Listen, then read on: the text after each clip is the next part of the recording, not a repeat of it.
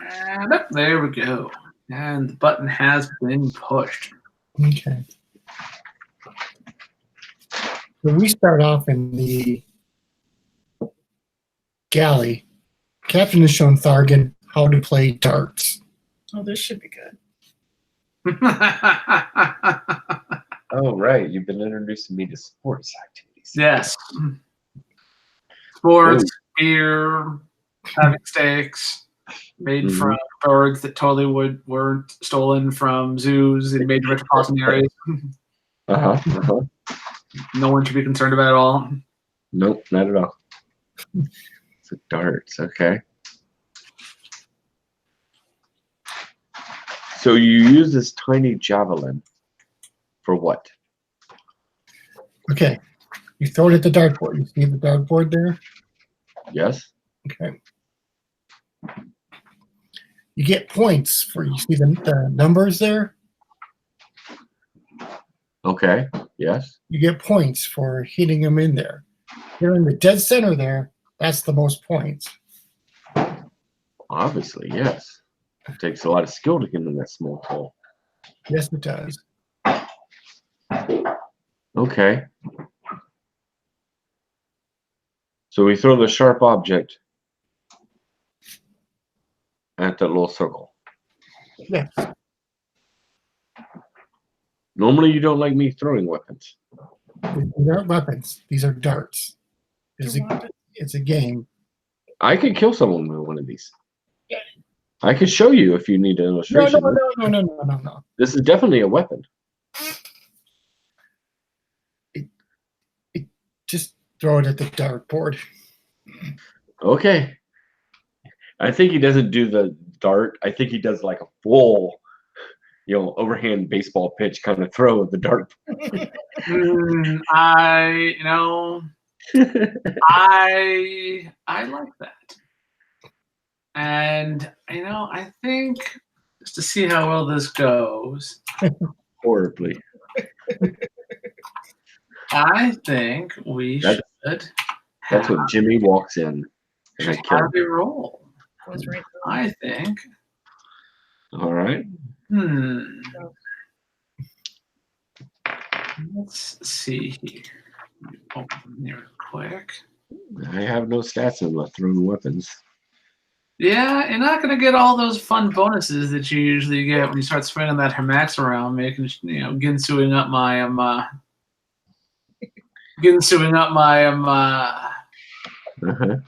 my bad guys there.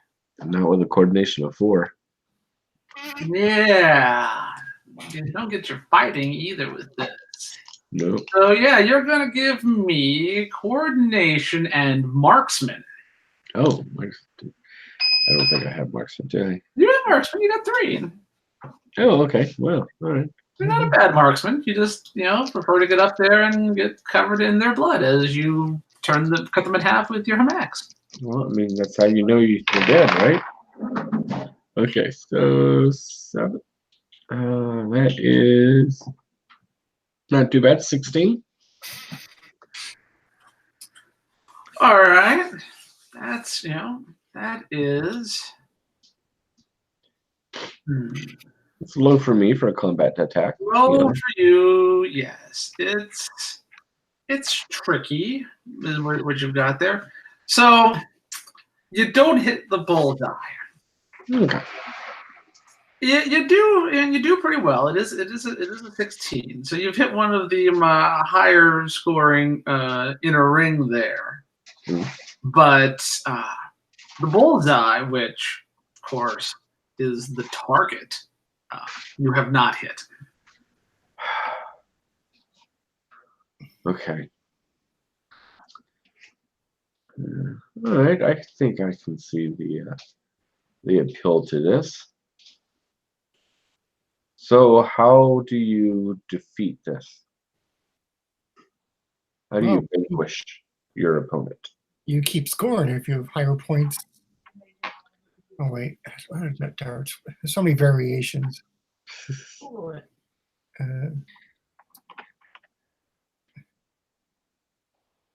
just go with points. Yeah. You score higher points than your opponent, And after 9 throws, whoever has the higher point value wins. Okay. Okay. Just curious, does there happen to be 8 more darts on the table there? Because if there happen to be 8 more darts, I'm going to be picking up all 8 and throwing them. Because 9 throws, I have 1. I like it. Grab all the darts and throw them. Give me another roll. You know, because you want to decide your victory quickly, right? 7 + 7, 14. So Thorgan suddenly scoops off all the darts you had sitting there and just wings them in the direction of the dartboard. And it's like someone fired a dart-filled shotgun at the wall. None of them hit the bullseye, and in fact, none of them actually hit the inner scoring ring. You're kind of all over. You kind of got like half of them on the outer edge. The other half just kind of bounced off the wall, the bulkhead of the ship there, essentially, and clanged to the ground.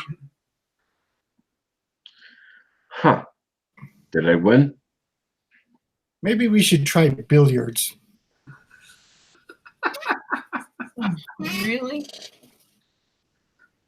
Well, I was starting to get a handle on this.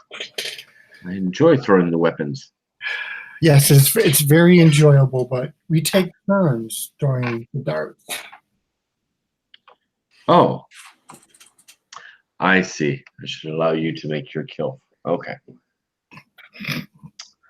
I will remember that. Kind of defeats the purpose when you do it all at once. Right. Hey, Jimmy, Yes, Captain. I think the wall needs some repair there by the dartboard. I'll get right on that, Captain. Get some spackle. Yeah. Suddenly he's over there patching up the wall. So, Thargan, let me ask you a question. Yes. Why do you do all these things for the prince? And he treats you so badly. He made you wear those shame flowers? Well, because he's the prince. Yeah, he's the prince, but you're of value. Trying to what is he? He's a Sith 3. Well, I guess I am useful, but he's still 3. He's the prince.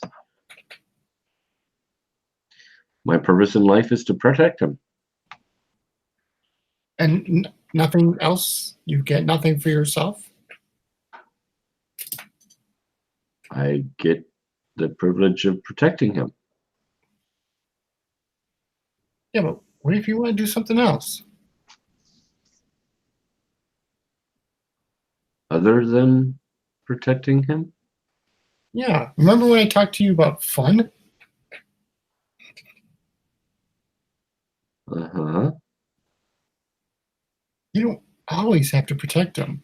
I'm not always being the captain. You aren't? No.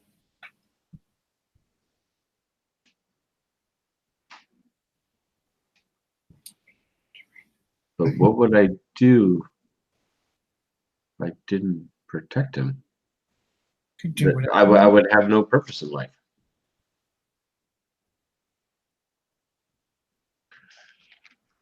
You really have to have a purpose? Can't you just take life as it comes?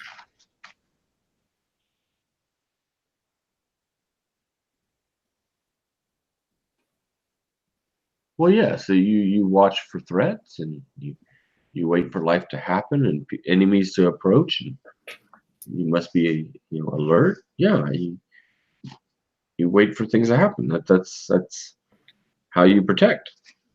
You do realize that everything is a threat? I know, that's why I must always be alert. Look,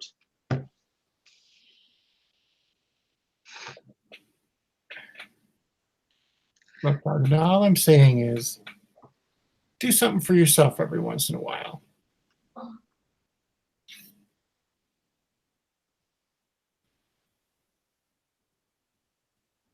You just get a blank scare.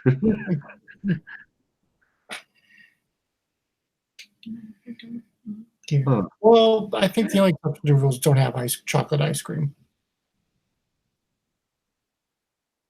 Right. The prince was not pleased with that. I am not allowed to partake of chocolate ice cream. Yes, yes. That is a perfect example. The prince is there to monitor and assure that I do not do things that are inappropriate or dishonorable.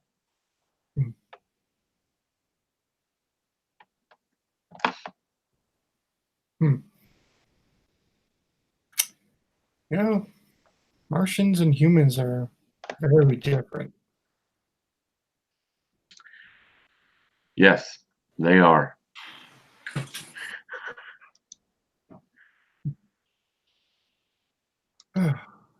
Very different. Hey, Jimmy, Yes, Captain. do you know how long it is till we get to Mars? We're making good time. We should be there in a couple of days. Oh, okay.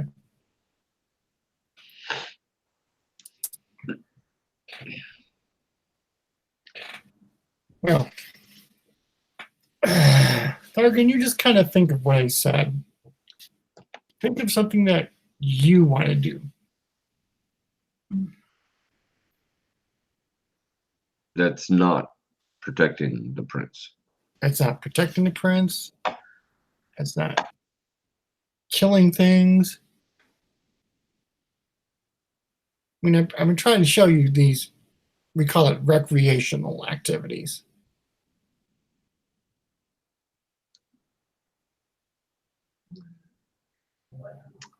And they've been quite interesting learning in your culture.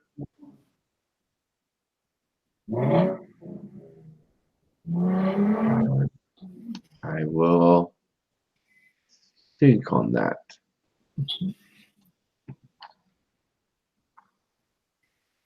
All right. I think look at the space time. It's about space midnight. So I'm going to go sleep.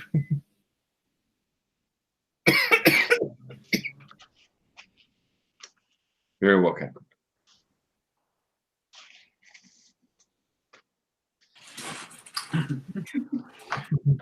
I will leave and go check on the prince, basically. See if there's anything needed before I turn off to bed. I think if it's space midnight, the prince has already gone to gone to sleep there. Yeah. But if I didn't at least make the attempt, it wouldn't be inappropriate. So, yeah. Well, yes. Yes, he is sleeping rather peacefully.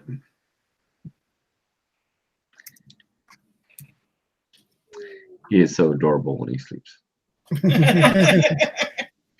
Oh, look, he's dreaming of chasing cars.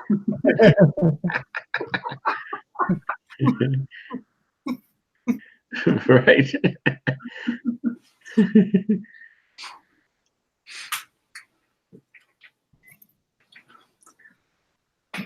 Cool. All right.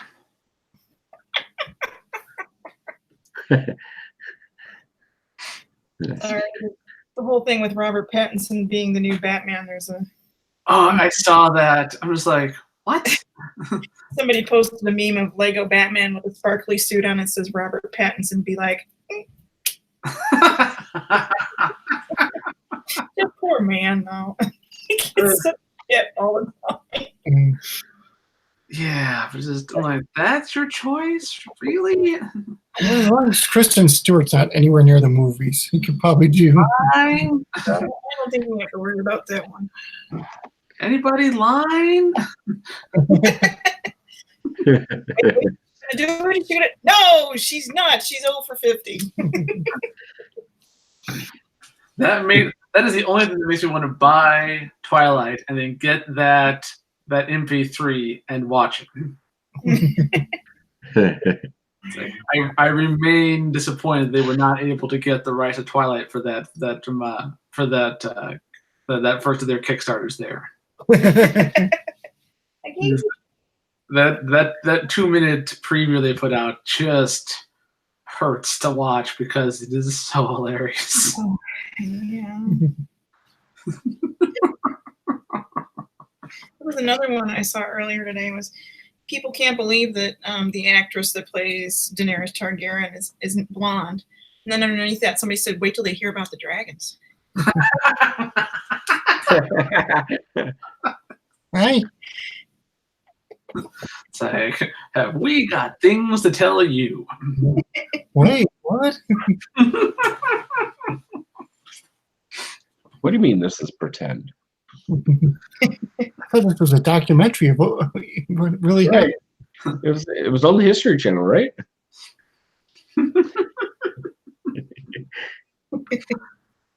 I have been sold a bill of goods. No. She's all yours tonight. Yep, she's It's like the camera's on, must be someone's laughing. It's important. It's a rule. yep. I get 2 tonight. All right, so we'll advance time to the next morning on the ship. The prince will all of his use of his mental powers has been quite taxing. So he will be spending the day in his quarters. He will fetch you when he needs something or food brought to him, but otherwise assist the captain in whatever he needs. Of course, Prince. I will be recovered by the time I make it to Mars. Very well. Back out. Leave him be. He, sentence kind of rolls over without acknowledging your departure because he's the prince. He's a prince, yeah. That's Doesn't have to acknowledge me.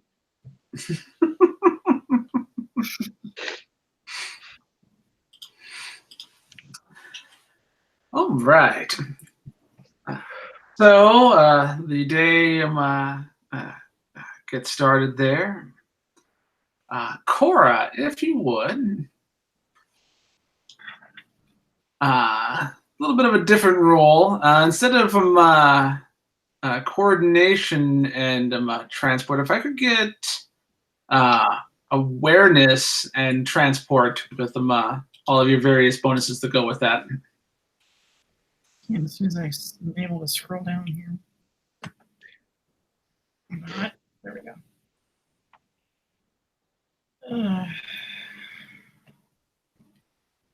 So that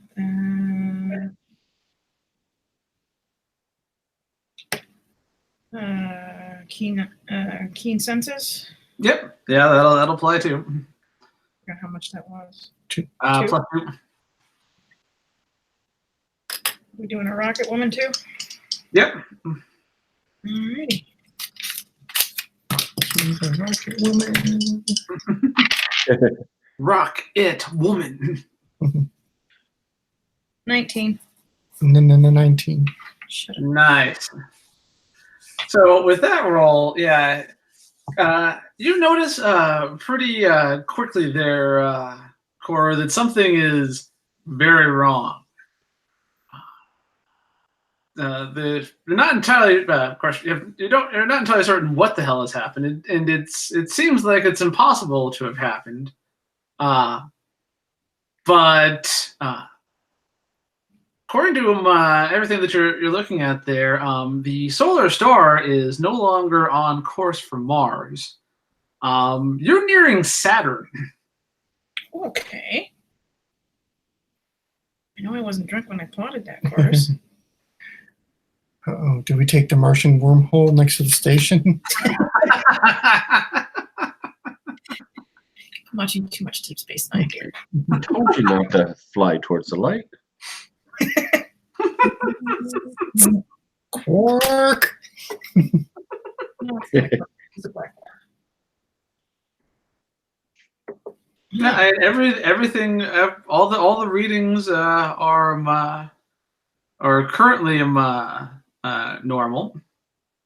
In fact, I mean, to get to Saturn from where you were would have, the speed you guys were traveling would have been a week or so. And I mean, you guys went to bed last night, woke up this morning, and now suddenly you're nearing Saturn.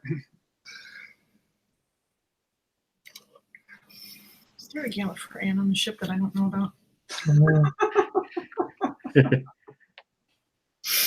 I'm gonna borrow an expression here, and it's gonna be "Damn it, what the." She's checking everything over. She's like, "I know I plotted that right. It was just what the Yeah. hell?" The course plot, you can bring that up. Yeah, you plotted a course for Mars. From the looks of it, since you're 19, you're on that same heading, except instead of stopping at Mars, you guys have overshot that and the asteroid field, the Jovian system. Okay, I know I wasn't drunk. And who touched this? Who replotted my course? It's on the intercom. Who replotted my friggin' course? All right, so everyone else stumbling about in the morning, Cora's voice booms over the intercom. I haven't even had my coffee yet. I'm gonna tell now. Jimmy, give me my coffee. So yeah, Cora's demanding answers over the intercom. Gets the captain's attention. Right? Goes up to the bridge.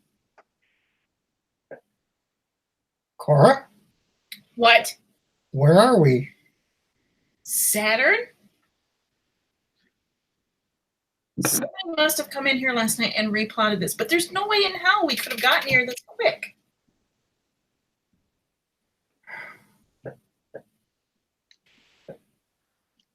I don't think 1930s computers are sophisticated enough to go back and No. see. Yeah. Look, here's the course that I plotted, Yep. and here's the course that we're on now. Everything I plotted was correct, and that's how it was when I went to bed last night. When I came in this morning, the hell?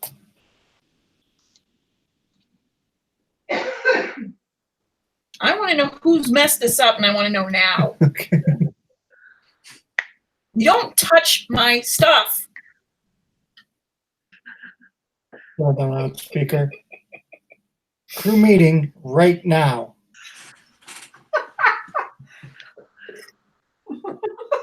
I'd be glad I don't have my ray gun on me, because whoever it is, they're going to get it. Do crew meetings happen when where do they normally happen? In the galley or cockpit? Yeah, probably the galley is probably the biggest. Okay. I will stay where I'm at then. Keep eating my breakfast. Because to me, none of this applies to me. So I didn't do it. I wouldn't know how to do it. But yeah, people file into the galley after being summoned. And it's a lot of head scratching. People are confused. There's kind of a wave of concern since you got Cora demanding to know who's messed the navigational system. Yeah. Cora's suspicion among the crew falls immediately on Romani. He informed everyone that he was locked in his quarters and could not have possibly accessed the helm.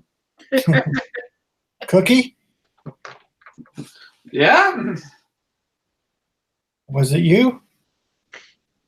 What? You know, I have the crew lined up like the Trouble with Tribbles. What? Why would I go?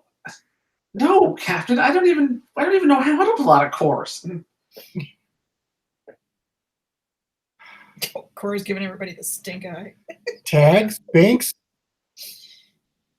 No, we were nowhere near the bridge. We don't still have that German scientist on board, do we? He's somewhere around here. He's still locked up. Yeah, it is worth them noting that Dr. Yuri.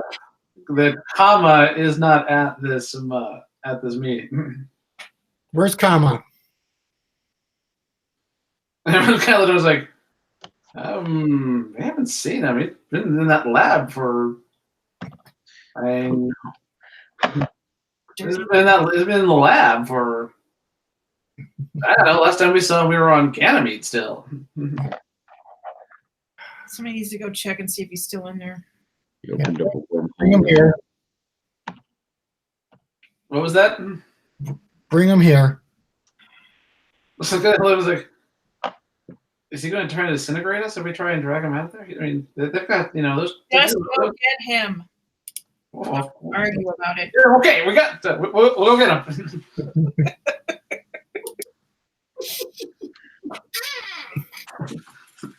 Stop reading ahead, Will. I don't step on your plots. Bobby.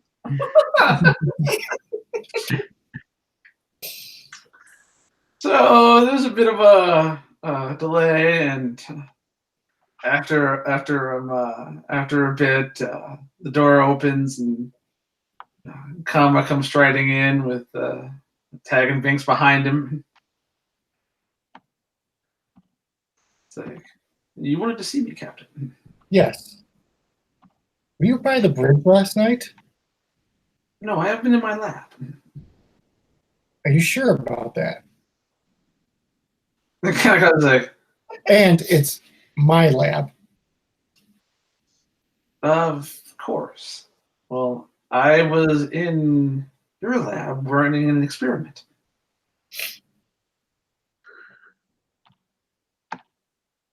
And what was this experiment for?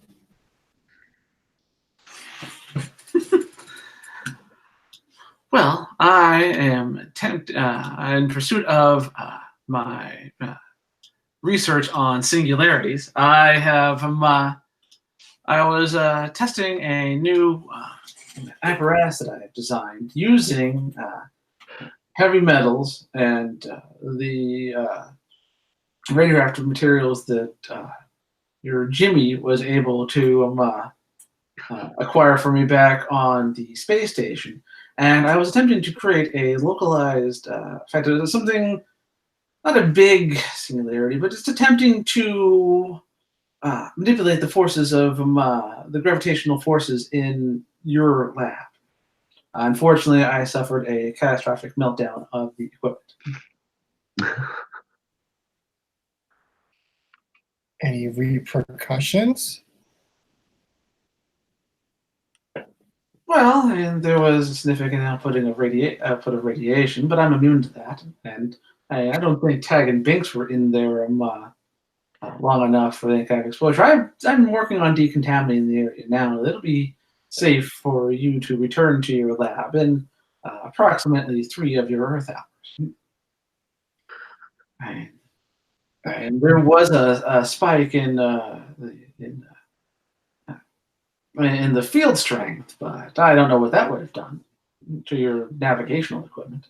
It replotted my course from Mars to Saturn. I was just saying, like, are we at Saturn? Yes, we are.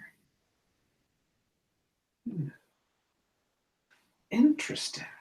Perhaps it was a more successful test than I thought. I didn't think that I had created enough for singularity to affect things, but perhaps I affected. This ship wouldn't have held up to the gravitational forces. Perhaps we fell through some kind of disturbance that has catapulted us here. I am going to need all this.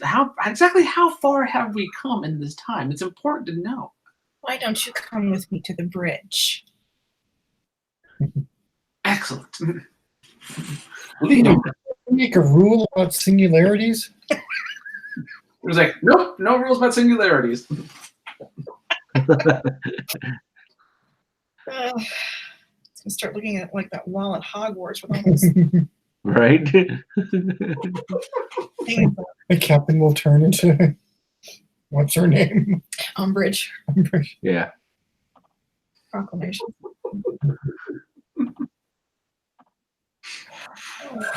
So yeah, Kama will follow you up to the bridge there, Cora. First of all, as you can see, there is Saturn right there. Secondly, here's my course that I plotted to Mars. This is what showed up when I got up this morning to check the course. So we just kind of continued along kind of with the straight line. Well, it's probably a good thing that we fell through the disturbance in that case. Otherwise, we would have been smashed by the asteroid field, I'd imagine. So that's a good thing. We're perhaps caught in Jupiter's gravity well while we all slept. That also would have been unfortunate, although there are plenty of sky islands in there to land on in a number of bases and whatnot. I would have been okay with that, but... So basically, you took a chance on something that you weren't sure was going to affect the entire ship. Well, had the containment system not failed in a most unexpected way, it wouldn't have had this thing. It was... I haven't had a chance to examine all of the data from what happened. I would suspect there was a flaw in the metal that I used that I did not. That was undetectable. Some micro fracture of some sort. I'll have to increase the scanning ability of the equipment in the captain's lab for this. So you put the ship and the entire crew, including yourself, in danger because of this experiment. Well, there was very little danger to me, and I think the danger to the crew was well within standards for the great leap forward that this represents. Yeah, the ship could have ended up in an asteroid field and smashed to bits, or crash landed somewhere, or any of another 1,000 possibilities. But space is pretty vast. On the whole, the odds of us ramming into something are pretty low when you look at the scale of things. Okay, well, this ship is not ramming into anything unless I'm doing it. Well, that's a relief. I'm glad we won't be ramming into anything. Especially this far out. I would appreciate that if you're going to be doing experiments, you would at least let me know. So if there is any messed up charted courses in the future, I'm aware of it. This is like, well, yes, fine. I will notify you of any future experiments that might affect the navigation or flight of the ship. So now we are a week away from where we're supposed to be. So if you can invent any kind of rocket fuel that might get us there faster, that would be a lot more helpful. Well, I have examined the engines. I have some thoughts on increasing their efficiency.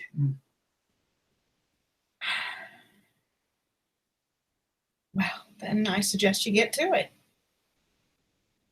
Absolutely. I will grab some equipment from the captain's lab, and I will get right to it, as you humans say. Thank you. Kind of looks back, and it's hard. Your open facial expressions are odd, just like they are. Then glides back out of the room.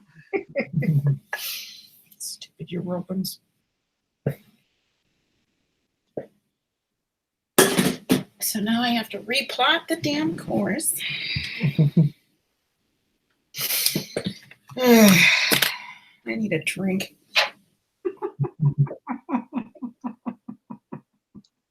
It's not even 8, 9 o'clock in the morning. It's 5 o'clock somewhere in this universe. Right? What if we wandered out of standard space-time to standard Jupiter time? What time zone are we in now? Like, All I right. don't even know.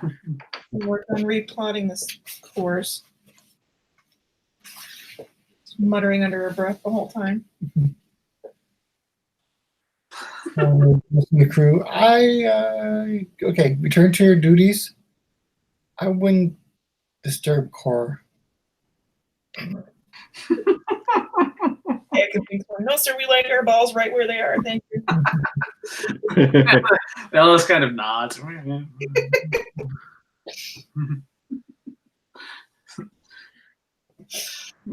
File back out.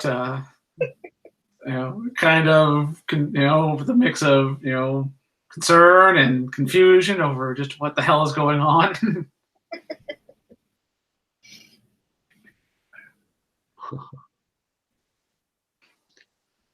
Doing breakfast. He locks the door to the bridge so nobody. The captain, the silver bargain. Really? What captain? You're just eating breakfast there? Well, you know Well, what? You like time it? for- Is it a good breakfast? It is filled with the right nutrients and Are you enjoying your breakfast? it is making me fit and able to do my duty. Yes. Are you savoring the taste of it? Close enough. Jimmy, Yes, Captain. wrestle me up some steak and eggs. You got it, Captain. How would you like your eggs?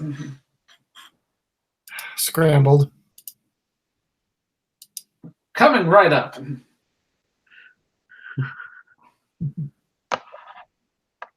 Disappears, reappears in a bit.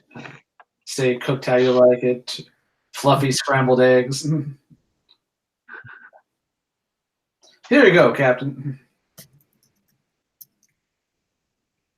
I love how he leaves the galley to go cook the food and is back in the galley with food faster than it's possible to be cooked. You should not worry about that. But we do not question it because it's Jimmy. He's just a really great he's a really great purser. What can I say? Uh-huh. He has many, many talents. Yeah.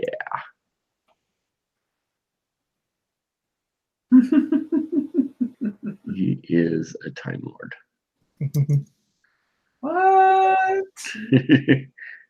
Just because it's the same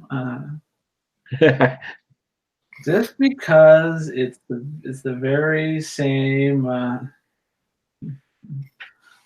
thing doesn't mean same game system doesn't mean there's time limits here. Right. He follows the name the Cook. I'm the purser. Right, the person.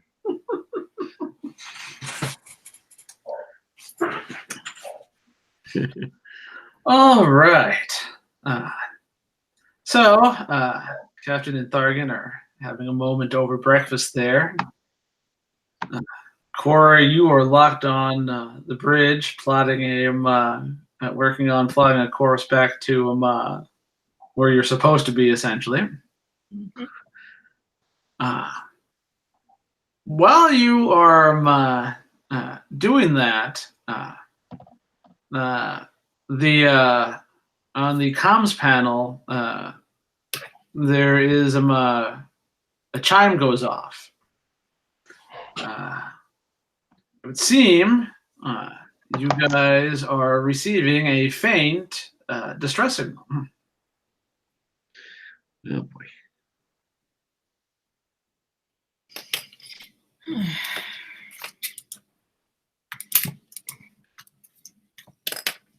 Is there any way we can pinpoint that? Yeah, give me. Yeah, give me ingenuity and technology.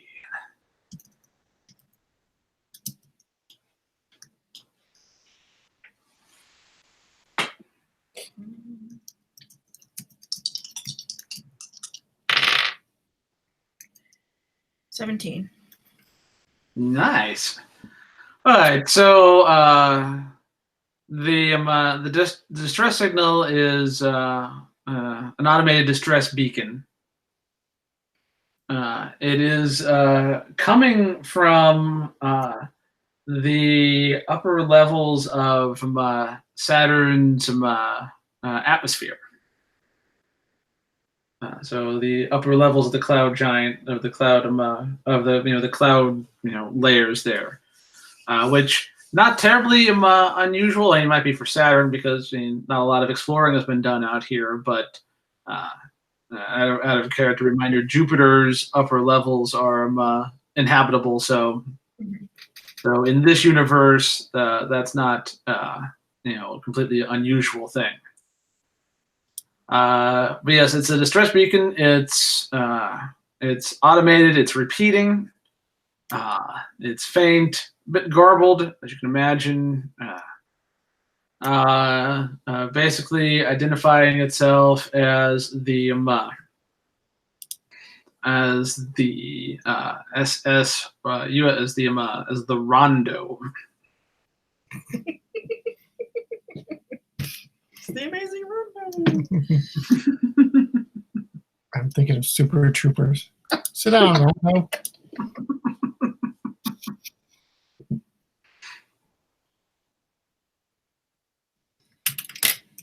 Cora gets back on the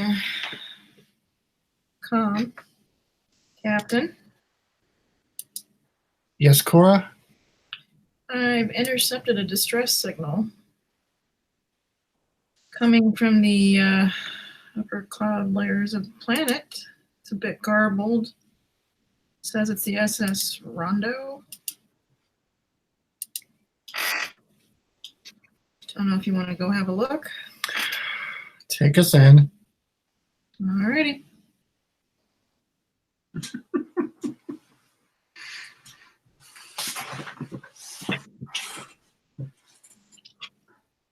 All right. I like it. Scratch my back here.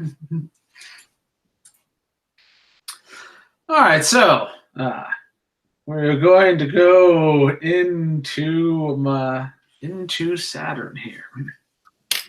So yeah, you're gonna give me a piloting role there, Cora, for navigating essentially uncharted territory here. All right.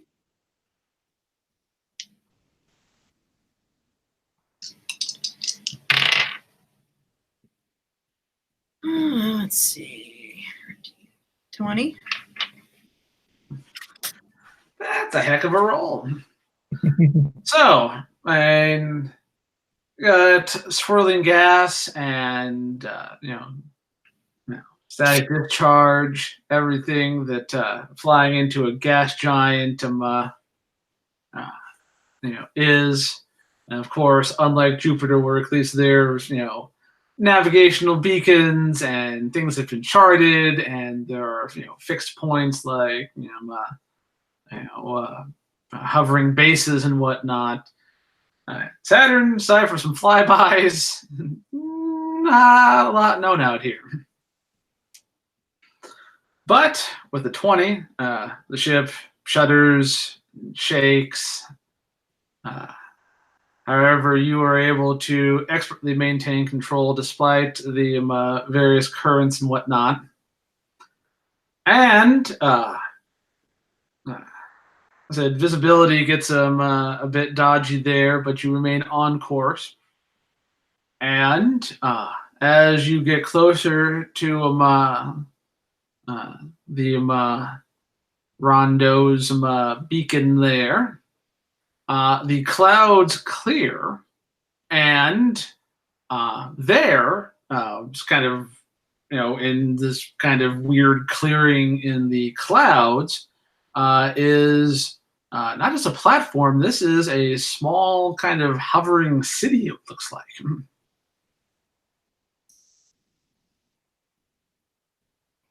It's architecture that is completely foreign. Does not look like anything that you've seen in your structure. Got some towering spires and some squat-looking buildings. There are some around the edges. There are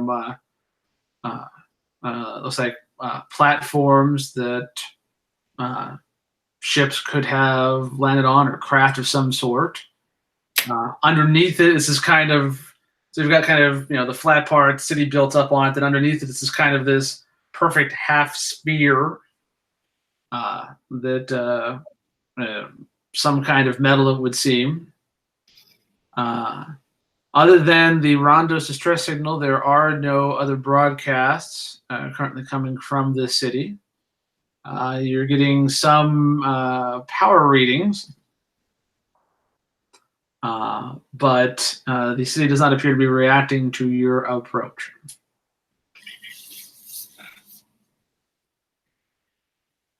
Captain, I think you're going to want to see this. We'll go up to the bridge. Make sure I unlock the door first. I have the key. I figured you probably would. It's actually a key. got a deadbolt on it. So yeah, you get up there, and through the ship's viewpoint, you see the sea and the die just described.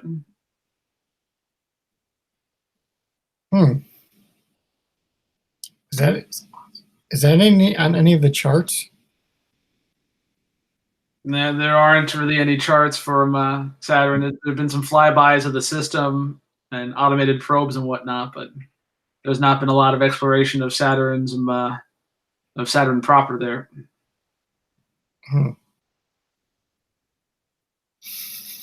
Is that where the beacon is coming from? Mm-hmm. No, I'm asking Cora. Oh, sorry. Yeah, that's where it's coming from. Oh. That's awesome.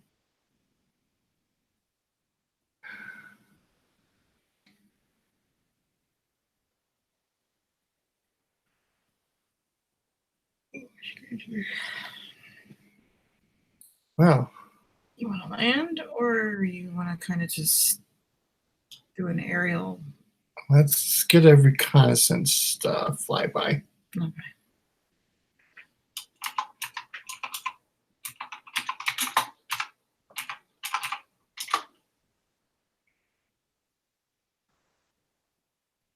All right. So, you are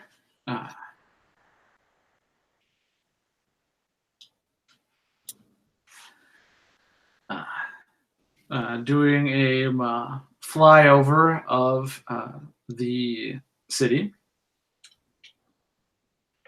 There is no visible dome over the upper part of the city. I said you've got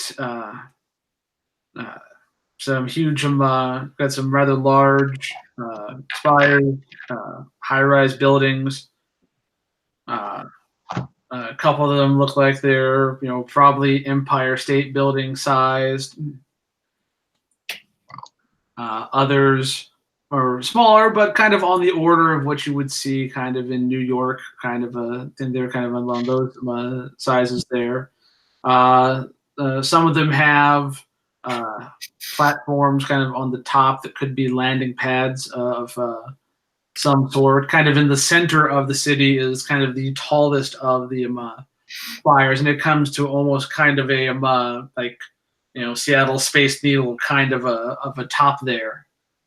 You're not seeing any. There are some lights on, but you're not seeing any activity that you would see, like hover cars or actual cars or beings of some sort, anything along those lines. Despite making a close flyover, the city does not react. It's not like it mobilizes defenses or even hails you or anything like that. Deserted, huh? Yeah. Can you pinpoint where the signal is coming from? Probably. since we're a little closer.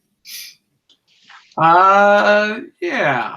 Well, since you had the pretty good roll the last time round there.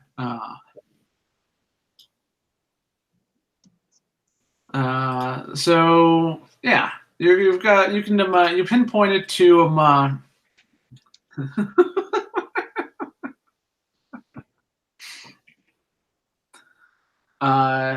you pinpoint it to not the tallest of the buildings, but one of the Empire State sized buildings kind of adjacent to it. It's kind of this weird kind of spiraling corkscrew of a building that kind of goes up and up and up and then ends in a flat top that could be a landing platform. And when you swing around to look, there is it's kind of a scout-like vessel, except it's smaller than the Solar Star. Probably, crew complement of maybe 6 tops. Probably a long-range scout kind of a thing. Someone, that sometimes the prospectors get and kind of jet around the solar system crazily, but. It does not look like it came in for a. It does not look like it came in for a proper landing. Kind of looks like it made a not so much like a crash and exploded landing, but kind of a kind of skidded to stop kind of a landing. So instead of being your perfect rocket ship sitting on its fins like this, it's kind of belly first. You can see a little bit of a skid there.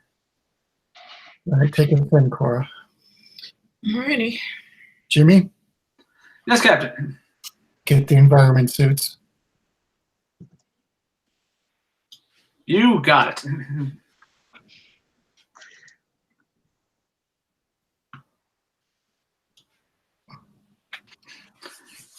All right, so yeah, since you do you want to land on the same platform, or where do you want to land this thing? Yeah, let's get as close as we can if we get the same. All right, so yeah, so since you rolled a 20 on that one there, Cora, I'm not going to make you roll again unless you want to do something something else other than land close to this thing. Okay.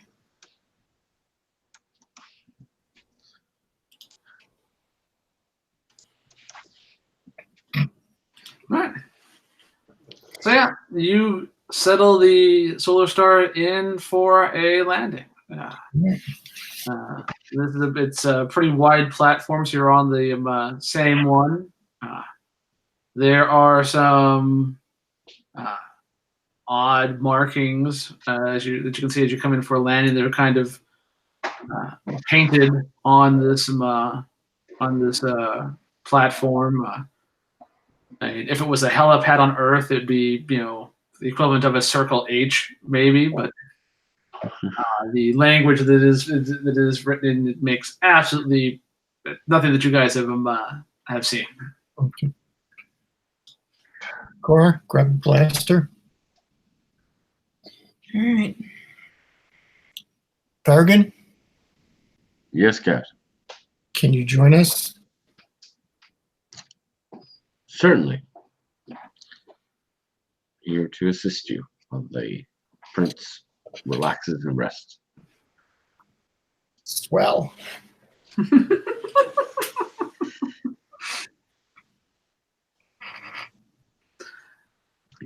Grab a weapon and Yeah, Jimmy's got the suits ready for you. Wow, I didn't know we had one Martian style. Of course, we've got a couple. There are more than one Martian on here. Jimmy thinks of everything.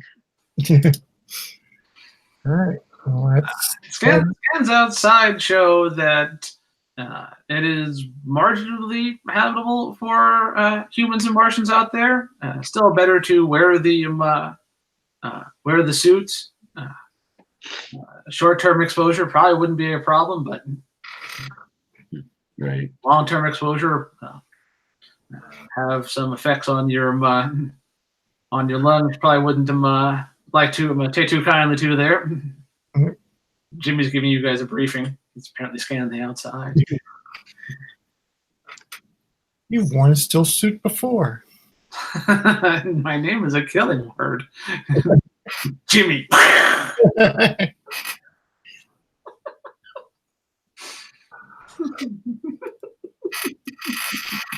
David Lynch interpreting Dune. Oh yeah. Thanks. God, that movie.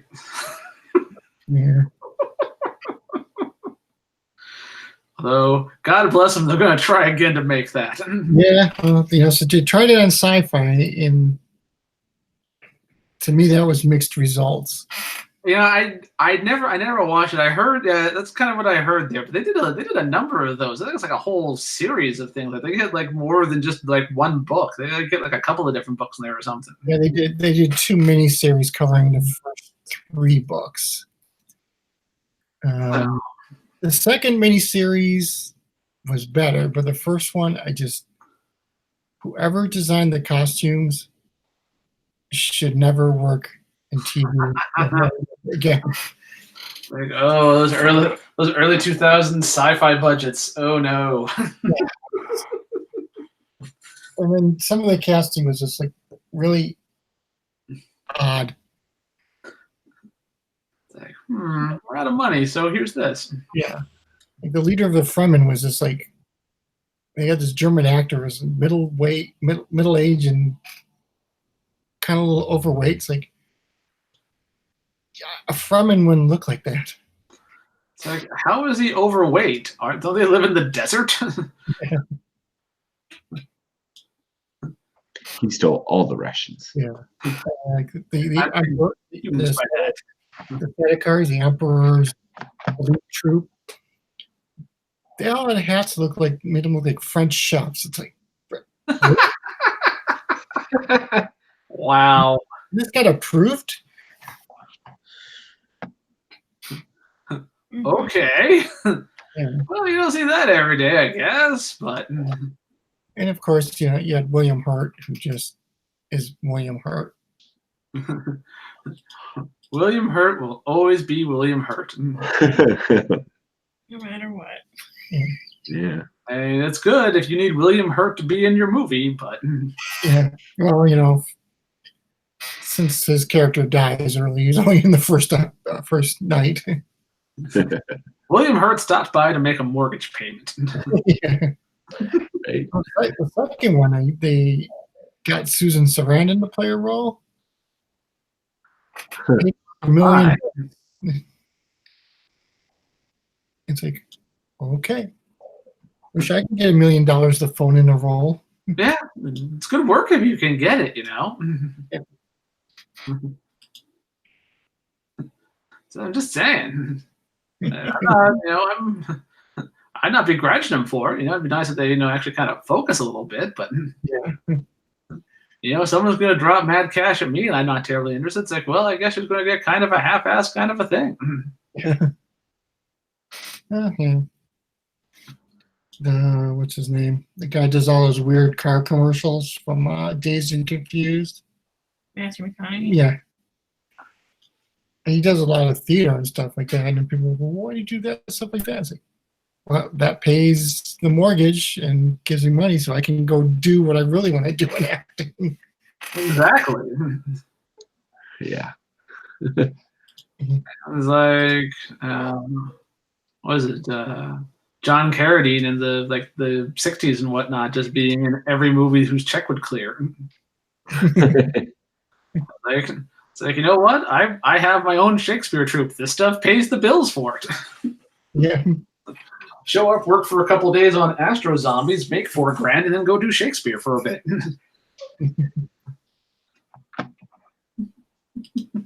That's like, who is it? Isn't there someone in acting who pretty much does every show and his I'm drawing a blank now. Ted McKinley. Cage? Kate, yeah. Nicolas Cage. He pretty much does everything in his movies. Sometimes they're good, sometimes not, and just hit or miss whether it's going to be a good one or not. Well, he owed the government a lot of money. I think he's finally out of tax trouble, but he mismanaged his finances, bought a bunch of stuff, and then owed the government like major taxes. So he Is that why? Oh, okay. he didn't want to go to jail like Wesley Snipes for taxes, so he just did everything. Well, that makes sense, I guess. It's like man had a massive tax bill, so you know what? You don't say no to any job then at that No. point. Yeah. No, if they're paying you Pay and me? the tax clear, you gotta pay the government. So get some rings on and go do some magic.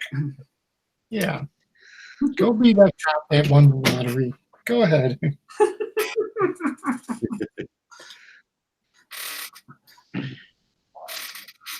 All right. So now then. So yes, you guys have arrived. You guys have donned suits. Mm-hmm. Assume you are disembarking the Solar Star. Yes. Weapon in hand. Of course, I mean. Targan, you've left the ship. I just assumed your weapon was in hand. I know. I figured it probably is assumed. But just want to make sure. I think, I'll put it this. I assume that you are armed, and even though you're wearing a spacesuit, you're wearing your armor underneath it, unless you specifically tell me you've decided to leave something at home. I just assume that you've got that. I've had the suit special fitted so it fits over my armor. Yeah.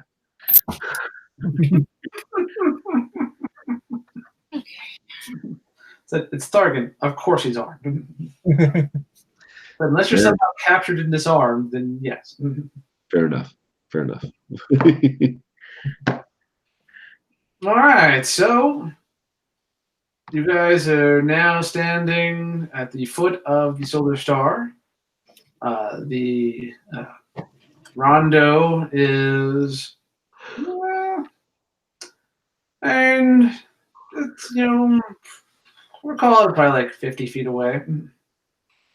You can see from this level that, it definitely kind of skidded in here. It's the fin that it came down on is missing. It may have been sheared off by the edge and is probably somewhere on the either blown away by the atmosphere or rained down underneath there. You can see that the pretty decent amount of structural damage on the part that made contact with the platform.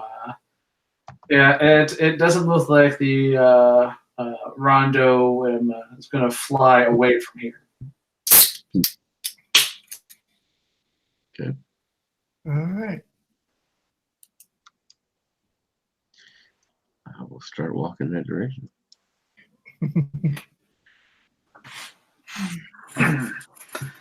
All right. You guys assume you guys are following Thargan towards the Rondo there. Mm-hmm. He certainly is enthusiastic, isn't he? Yeah, you do what you love, and you're never going to work a day in your life. There you go. Thargan loves to murder people. Now, Thargan doesn't know anything about this spaceship, so Thargan shakes hands with danger. Ba-dum-ba-dum-ba-dum-dum.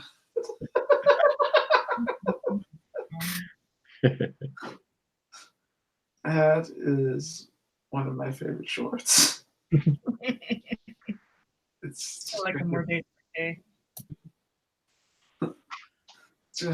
I love how the danger escalates as it keeps going. Like it starts off with like some things that are bad, but not too bad. But then like at the end, it's throwing people off cliffs and ripping their arms off and shit. destroying houses and like, oh my god, why do we even use construction equipment? Clearly, it's all highly dangerous. It's there waiting to murder us all. One guy's greasing up the gears, and the guy's in the cab, and the bee gets in there. Ah! Just rips his arm off, and I'm like, what the fuck?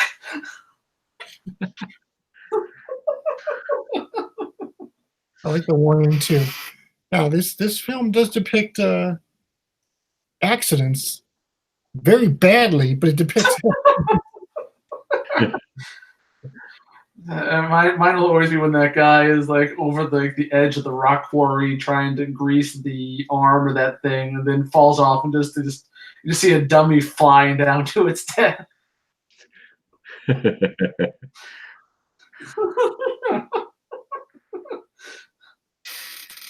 His corpse, come on. Go back to the scene. Come on, Chuck Hanlon's body's barely been. You want to go tell his family? They need closure. Boom. Alright, so Thorgan shakes hands with Danger. You arrive at the Rondo first, and yeah, the main hatch there. It's much like the Solar Star. You exit the main hatch, on a side by the engine and go down from there, kind of a thing. That hatch is there. It's intact, and it is closed. All right.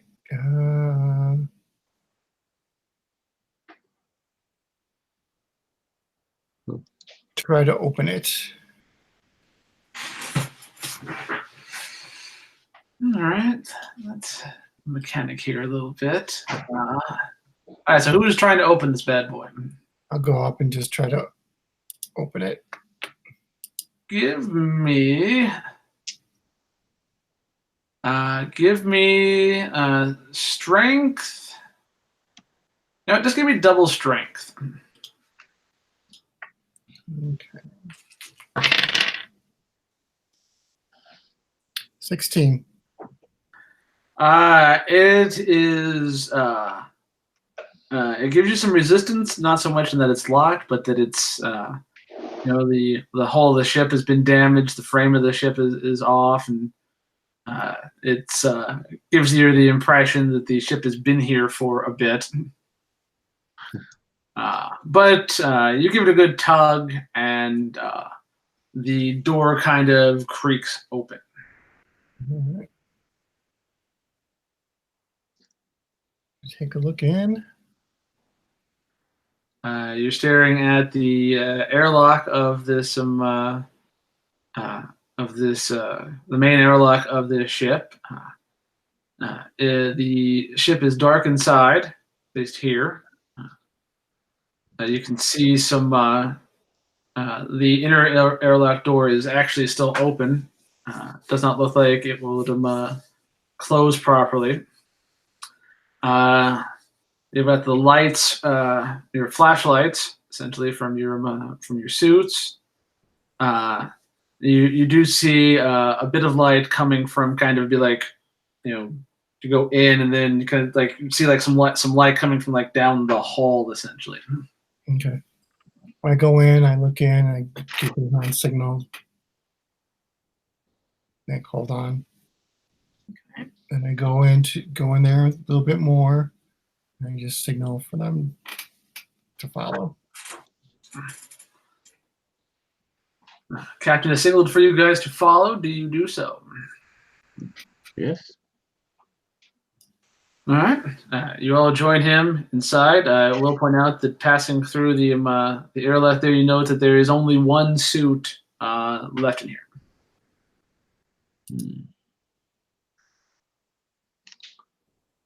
Okay. not notice that. Or I do not take note of it, I guess. All right, so you're inside a kind of darkened spaceship. Kind of the unusual bit of at an odd angle there, since it's since all the things that keep you oriented properly in the ship, no matter which way it's pointed to in space, are no longer working. But yeah, so when you come in, you kind of see some light. The ship is not kind of a terribly big one, so it kind of looks like you're kind of looking down, kind of like a central corridor that kind of connects here with the rest of the ship. Looks like it's some coming from the kind of to the left and maybe again to the right, probably in the direction of where you think the engine room would be on the ship. Okay. You said there was a light on?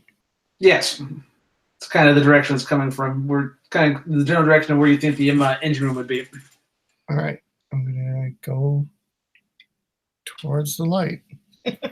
Hand on my blaster. Don't go into the light. If you're actually dead. All right. So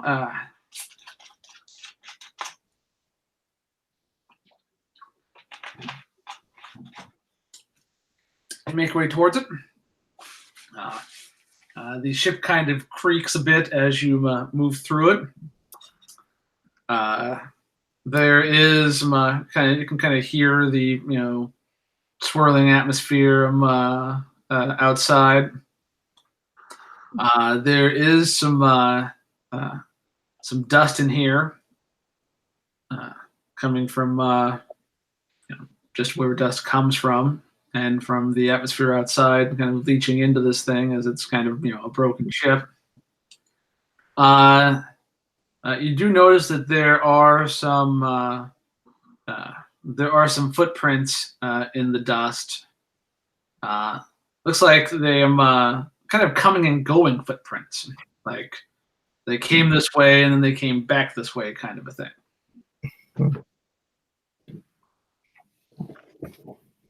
Can you take note of that?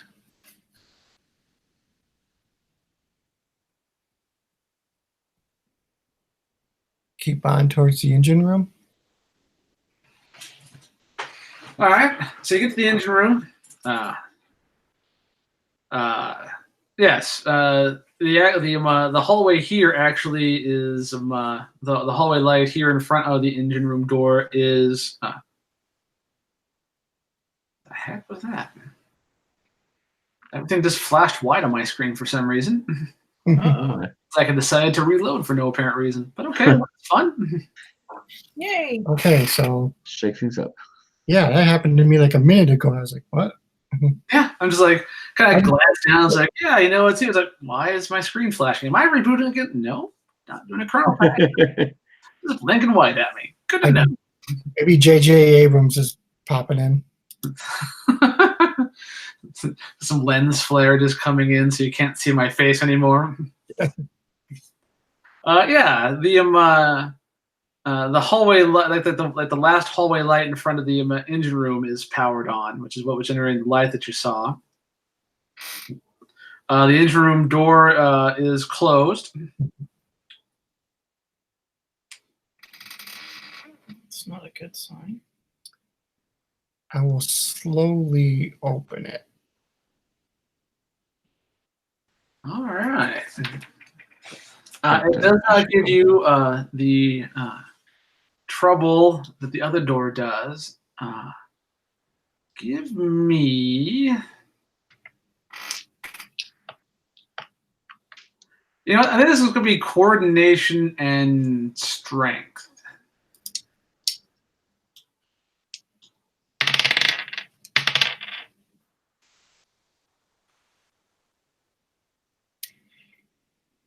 15.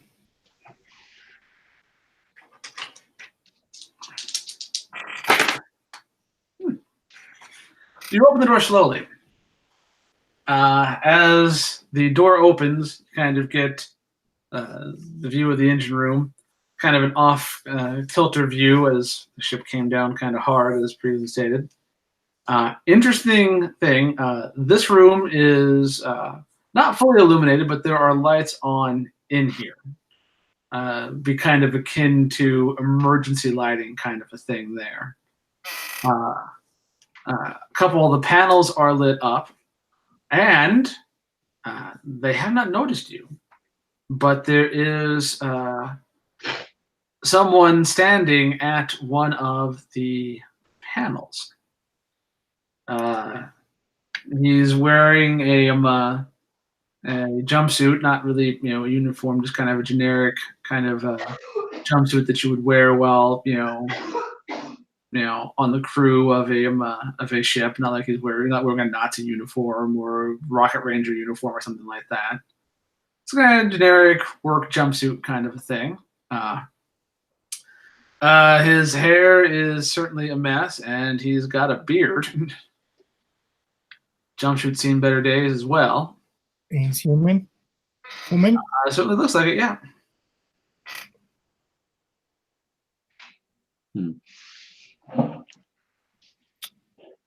Yes, he has not noticed you yet. Oh.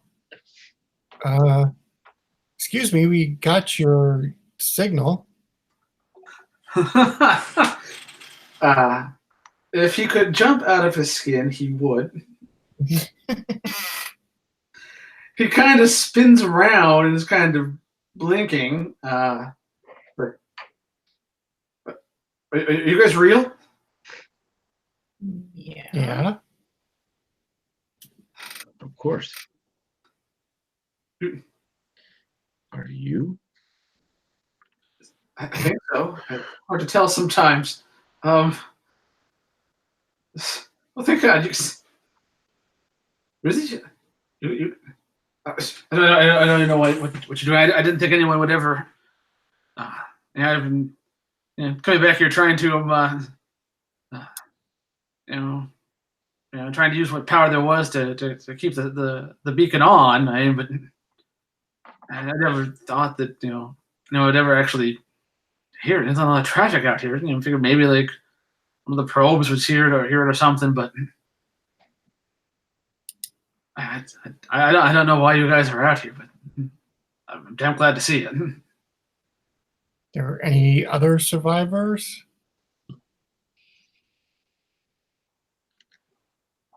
Yeah. There's some. Initially there were 5 of us.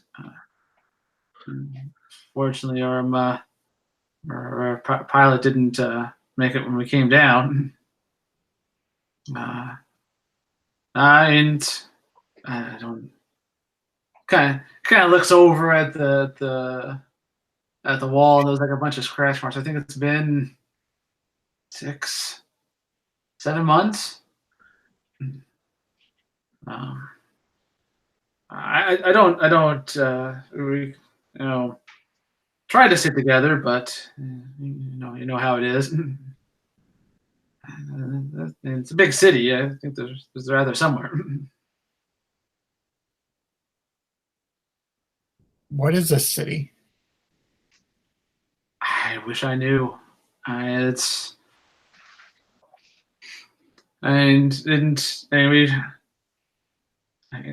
didn't want to get too far from the. At least I didn't want to get too far from the ship, in case someone heard the beacon. So I've just mostly been in the upper floors of this building.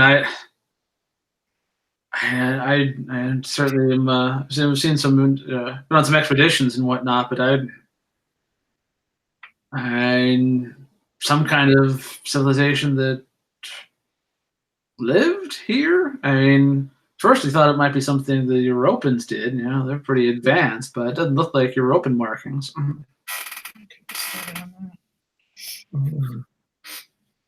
Well, we're heading back to Mars first, but we can take you back to Earth if you wanted. I'd just be happy to get back to get back to civilization. You give me to Mars, I can get to where I need to go. No. Mars is kind of a hot spot right now. Out of the game, but They're fighting among themselves. The Nazis are trying to move in. that sounds bad. But I mean, and we still, and Bear can still control some of the planet, right? We know of people that can keep us safe. Well, yeah. I mean, and heck, you just want to drop you off on Jupiter on your way by or something. There's places there. Just happy to see people in a Martian. Yes. Yes. I just don't see them a lot with human crews. Anyway, Would that be a problem? buddy, nothing's a problem. If you guys have a working ship to get me off of this place.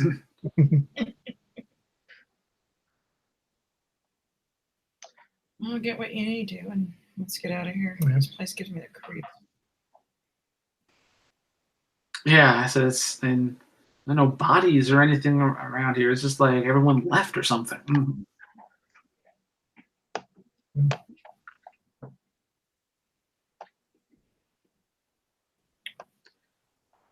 So, did he say that people, more of his crew's out there exploring, or is? I don't know if it qualifies as exploring. I mean, we had, so we tried to sit together at first, but we had, once you start losing hope, you kind of, it gets harder and harder to stay together. I mean, Captain tried to, but, and when you're just a bunch of people who hired on, you're not necessarily a cohesive team. You sign on with the idea that you're going to get paid for, some big strike or some big scientific discovery, which, I mean, I guess kind of looks around. If you look at it, we kind of do, but kind of made that in the end, but not. And there was fighting over the cause of a crash and whose fault it was. Some people didn't like the way supplies were being divvied up and whatnot, and so I wouldn't call it exploring more as, man, it's a big city. There's plenty of places to stay away from everyone if that's what you want to do.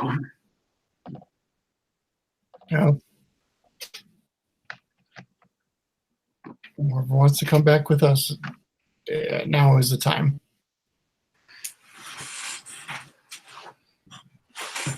Well, I mean, let me see here. Kind of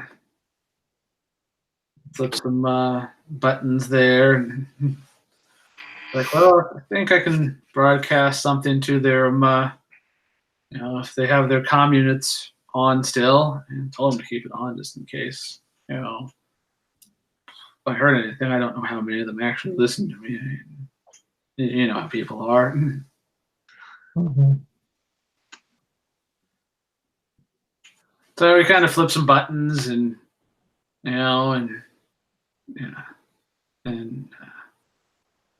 of talks into them, kind of like one of those big like old school drive-through microphones that ships at this time have. And it's like, hey, guys, I'm not kidding. I'm not imagining. There's a rescue ship here, but we got to go now. And you get the, now whatever, you've gone crazy. I told you I'm not coming back. I was like, no, seriously, you think I'm making it up? When do you talk to these people? Take the microphone. This is Captain Clive Comet of the Solar Star. We're here to offer you assistance. You're the holy shit, it's an actual person. He's not making it up.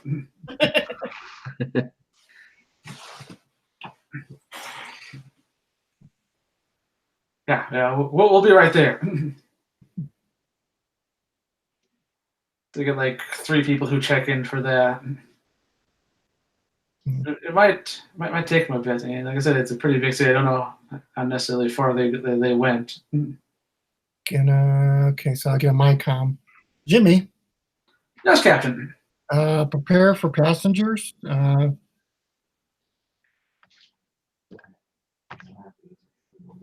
You got it, Captain.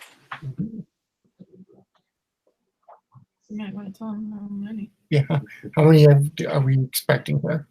You heard from 3 people plus this one, so you're looking at 4. Okay. Before passengers, Jimmy. I will prepare the guest quarters, Captain.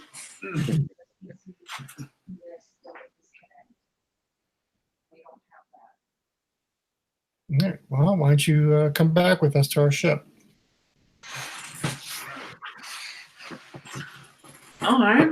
Yeah, absolutely. I've done everything I can. I'm here, and he kind of, reaches out and kind of powers down things, and don't want the beacon to drag anyone else down here. No point in having a rescue party show up to not have anyone to rescue.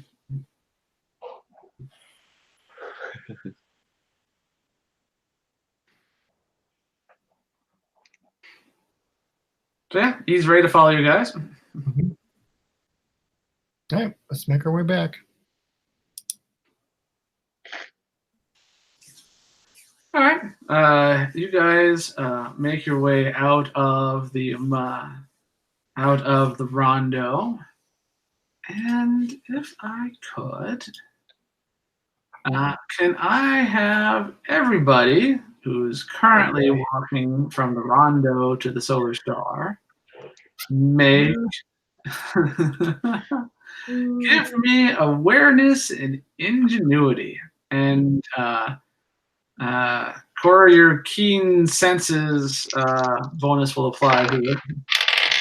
I'm sorry, how much was it? You said?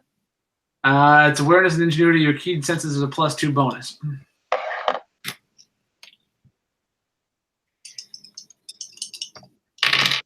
$13. 14. 13. All right. Well, let's see. And you're attacked by a space monster. Right? Yeah. Pirates, come on, space monsters. Space pirates, don't you read them? The ice pirates. The ice pirates. Oh, that's a callback. Yes. That's a callback. Yeah.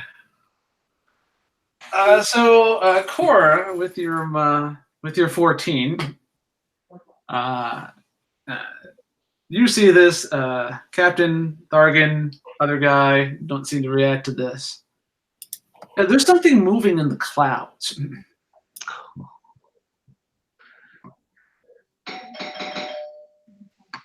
Pinball machine?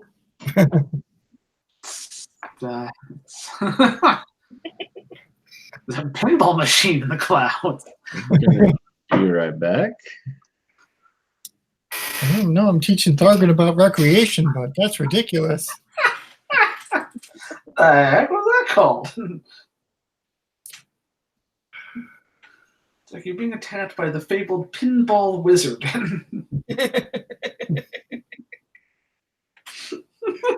But if you're deaf, dumb, and blind, you Sure plays a mean game of pinball, though, from what I hear. And William, if it's the cops. Right? Oh, kids are wonderful. Yeah. Let's go ring the doorbell and run away at 10 at night. Wow. That is terrible. I would never have done that when I was a kid. Never heard of doing it this late at night, though. Usually it's like Right. the afternoon and your kids running around being stupid. Mhm. And if there are any, we don't open our door for anyone, so it's not like we huh, they fooled us because they've done it a bunch. So it's like, apparently it's not working, kids. Get the picture. We'll look out the door, and, look out the people, and then whatever. Flaming bags on your doorstep. I'll step on it. Don't tell me what to do, woman. Now you're staying outside. You're not coming inside here with this.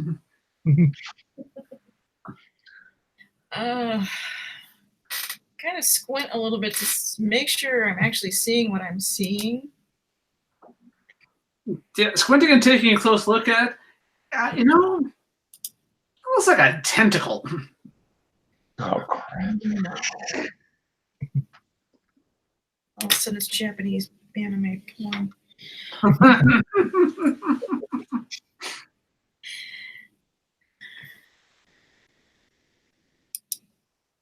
Sargon, Yes, Cora.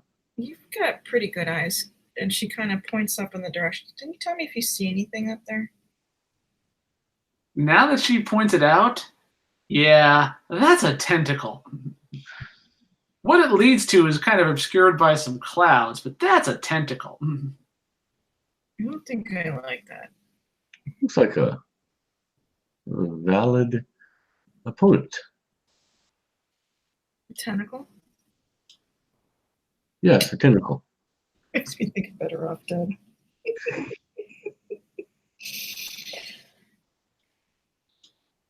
It does look pretty big, Thargan.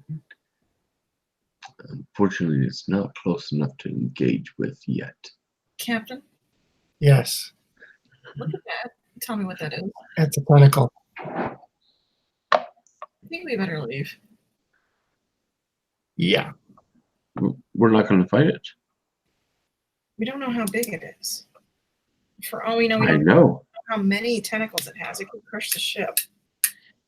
I know. The challenge is invigorating.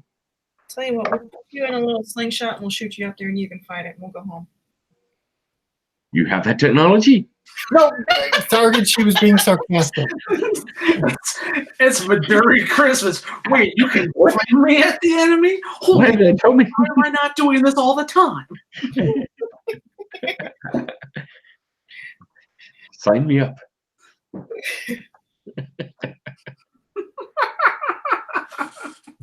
We're going to be up to our best. No. Next Wednesday. Just what I'll be doing. All right. I will begrudgingly follow the group if they abandon this fight. You might want to contact your people to hurry it up. And have you ever seen that before? Those episodes like, oh god damn it! I thought that thing had gone away. That's the same kind of thing that knocked us out of the air. Oh, great. That's not a good thing. Yeah. Oh no, that's not good. Excuse me. And yeah, our pilot tried to evade it and get away from it, but it, Right back. I don't know, but it hit us, and it was kind of a miracle that we found any place to land there. Otherwise, we'd have plummeted down into the core of Saturn and been crushed. Have you engaged it yet? What? What would we engage it with? Your weapons. We didn't even see it coming. That was part of the fight amongst ourselves. You would think we would see some of that on the scope, but no, guy running the scanners never saw it coming until it slapped us. I can understand not being prepared in the first attack, but The first attack, it was the only attack it needed. It knocked out the drive systems. Can we just breathe out, please? it's getting worse and worse for Cora the more she hears. Not exactly stuff I wanted to hear at the moment. Right. And Tharkin gets more and more excited. Hey, just strap me to the front of the ship and I'll jump from there. Yeah. Just strap me to the front. God, Outside. I could totally see him just.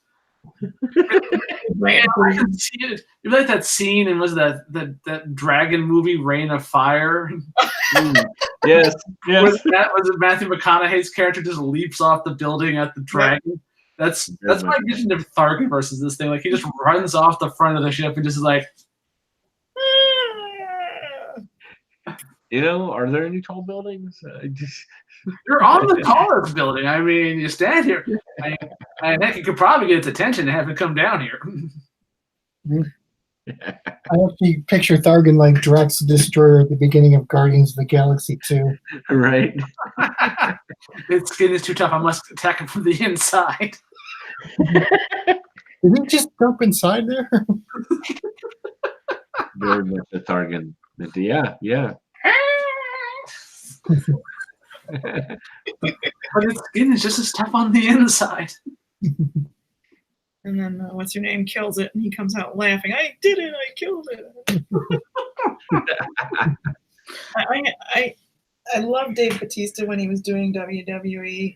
And now as an actor, I just think he's even funnier. Yeah. And Dwayne Johnson, I just Yeah. Yes. Yep. Yes, I dig them both there. So there's one of the. I think part of the reason why that Jumanji sequel was as amusing as it was because of Dwayne Johnson there, kind of lampooning everything Dwayne Johnson has ever done. Yes. It was amazing. still haven't seen that. I really want to. But When Andrew and I went and saw it, it was like there was like $5 night at the local theater, and so we were kind of like, hey, we've heard some good things. That movie was way funnier than it had any business being. I know. I didn't expect much going in. I figured it might be good for a Friday night. We want to go see a movie, fine. And the thing was way funnier than it had to be. Yes. Yeah. They did a Jumanji film right. I mean, it's just like the jokes they have is it like morphs into that video game, and it just makes fun of the way NPCs behave in games. Yes. They don't respond to anything but what you're supposed to tell them. Yes. I have to see it. And one of the Rock's special powers is smolder, and it's just him going. Smolder, yes. Yes. He just has that eyebrow raised look, and everyone's like, "Oh." My favorite. I loved it when he did it during wrestling. He just looked at you like, oh. People's eyebrow. People's eyebrow goes out. This is my smolder. Just cracking me up. So funny. All right, so Tentacle Monster is above.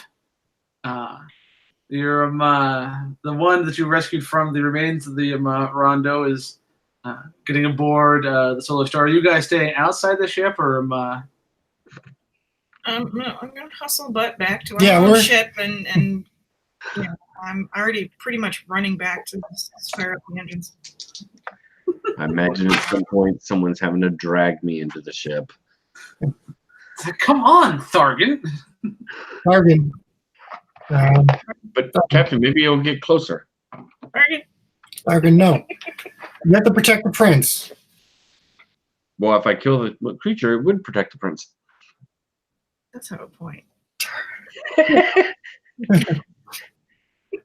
Very Thargon point of view. You see, so you guys get back on the ship. You see you see a couple of guys in jumpsuits, or the remains of jumpsuits similar to what the guy you rescued come. They kind of emerge from like inside, from like underneath the pad there. They kind of come up some scaffolding, come running on there. The first guy is like, well, there's two of them. The other one says he's making his way to the building now. Well, he should hurry. Like right now, hurry. You're doing a pretty good job of hurrying. Mhm. So far, the tentacle monster is just kind of has not taken any particular notice of you, at least. All right. I will say that. Now that you're on the ship and you're kind of getting a scanner there, you are reading it as it's in shape. It's roughly the same kind of body type as a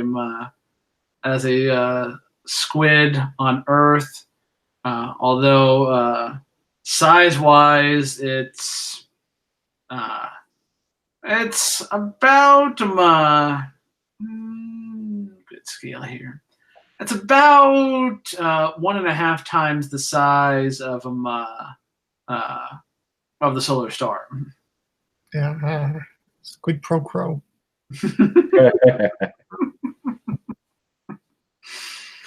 I challenge you. Well, that's actually a really good roll. Tentacle monster has taken a bit of a notice and is kind of swinging around. You see the final guys come up the scaffolding. He looks encumbered. Man's got a backpack that is really weighing him down. Drop the backpack. Come on, let's go. Move, move, move.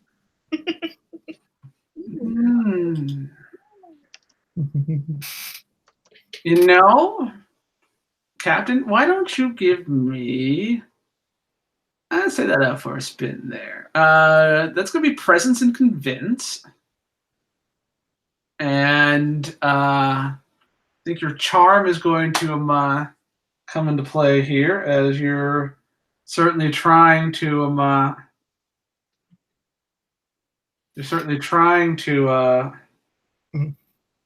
convince him to do so. Would my charming come into? Yeah. Your charm comes into play there. Your charming comes into play. So, presence, convince is 7, charm is 9, charming is 11. Whoa! Double 6s. Oh well. So 20. Okay.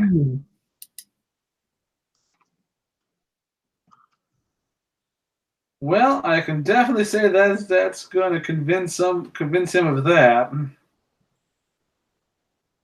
Let's see here. And of course, I rolled double 6s on a convince roll. Oh. So yeah, he looks up and sees the tentacle monster and sees your engines kind of on, on and ready to go. And yeah, he sheds the backpack and sprints on to your ship there. Cora, you know what to do. On it.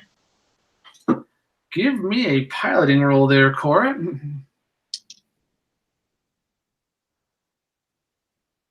Okay.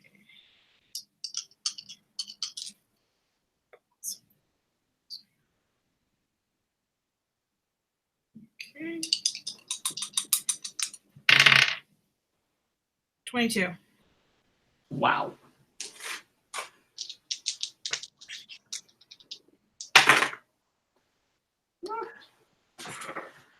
So you lift off. The tentacle monster, giant space squid, notices you seem to be attracted to the output of your engines, and so you're lifting off, and there's just tentacles flying everywhere. But you rolled a 22, and so with surprising ease, you thread the needle essentially, and just kind of find that kind of gap where all the tentacles kind of line up. The spaces in them line up, and just shoot the solar star through that. Is that the maelstrom? No, that's a living thing.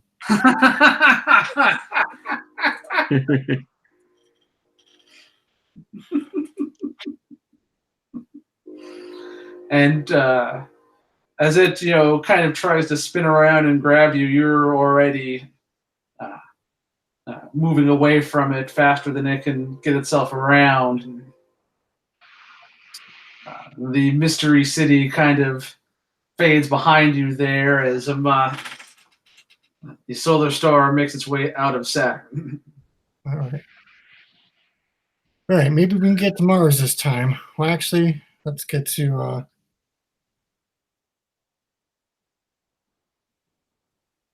Jupiter first and drop off our guests. All right. All right. And unless you are plotting a speed course to Jupiter or anything like that, especially since you rolled a 22, I'm not going to have you roll again. I think given the time there, we will what?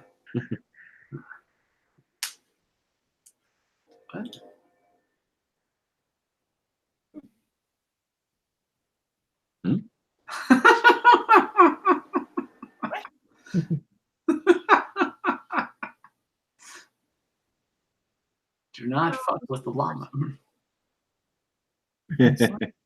Get away from that thing. I'm fine. But yeah, as the solar storm, as Saturn recedes behind the solar star, we will fade to black and call it a night. All right.